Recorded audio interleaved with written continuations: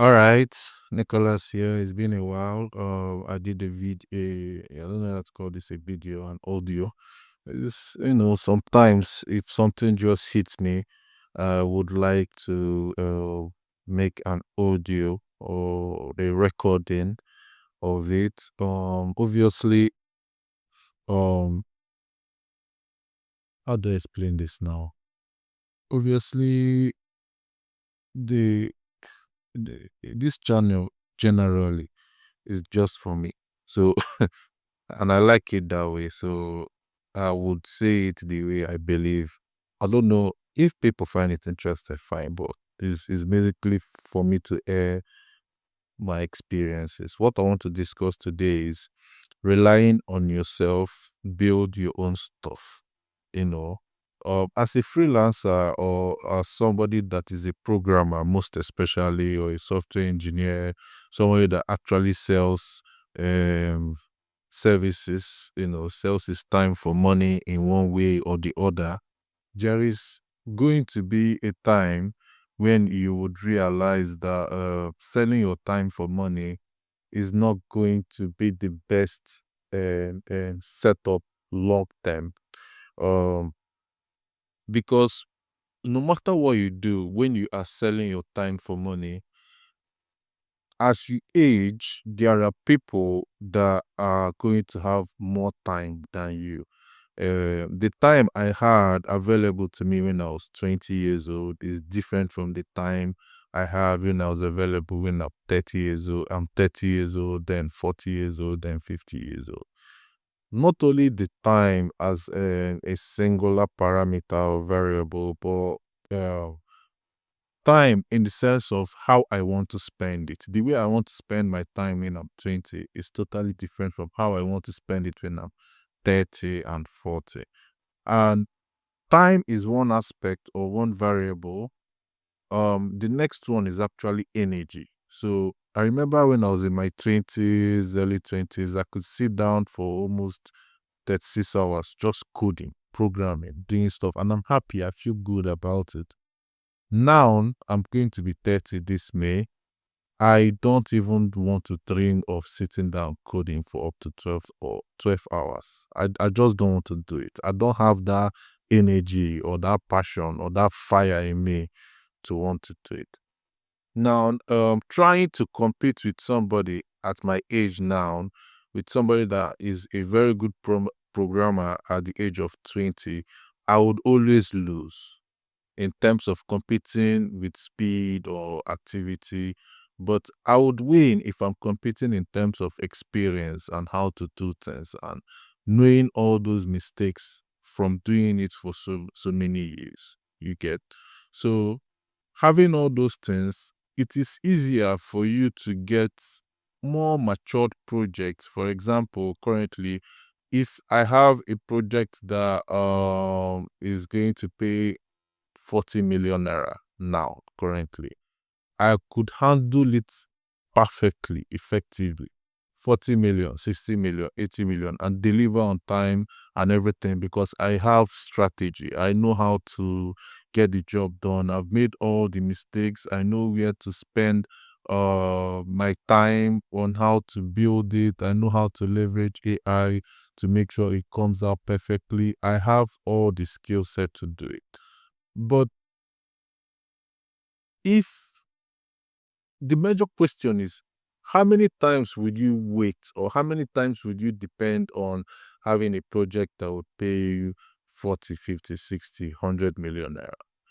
Most people that want to start up a software project do not want to spend that. I'm speaking for the Nigerian aspect now. This is in a Nigerian context, obviously. They don't want to spend that huge amount of money uh, doing something like that, and they would like to probably start small. And there's a high chance that if they come with you for a project, let's say starting with 800,000 or a million or 500,000, it might not be really beneficial to you. But somebody that is 20 years old would see that as a very golden opportunity and would jump at that opportunity right away. okay, and would like to take that job, deliver their best and everything. But for you, you might be a little bit disgruntled because you've done the hard work for so many years building your portfolio to this point, and you don't want to keep receiving the same amount of money all the time from clients looking to work on a project. Now, there's a solution for this, but most freelancers do not want to do it, and that is building your own stuff, right? As you are aging in the freelancing journey, it is so much better for you to rely on yourself, build your own things, build your own software applications, look for services that you can build that would not require your time in the software world that you can sell. There are so many things to do, but you have to take the risk. You have to lose money. You have to find out the pattern. You have to find out the strategy that would keep you fed for years and years without you having to write code all the time. Okay, so that should be the mindset if you are a freelancer. Don't have the mindset that you're going to freelance all the time. Yes, you will freelance all the time, but let it not be your primary source of income. Okay, for example, throughout this year, we today's date is March 12th. I've only had one client this year.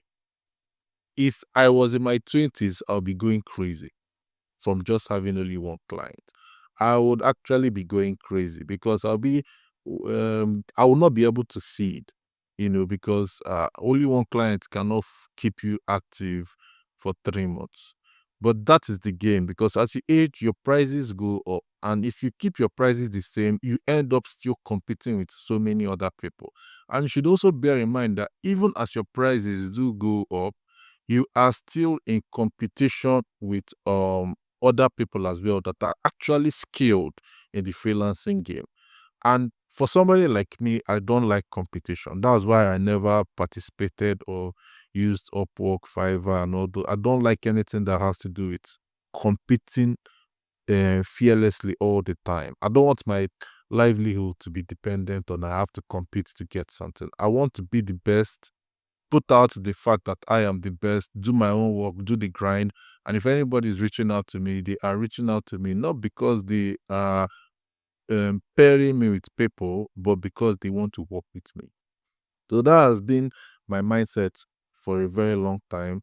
I want the clients that I'm working for to be the clients that want to work with me in particular because they know that I can deliver, they know that I can actually bring their vision to life. Okay, so as a freelancer, building your own stuff would save you so much headache as you age. So while you are starting out, I will not actually advise you to start building your own stuff right away because you have so much to learn in the business. Because as your client's project is going, study it, see how it's progressing, see what they are doing, how it is moving. Then gradually, maybe when you are in your third year or your fourth year in the freelancing business, you should start building your own stuff. Start investing small onto your own things.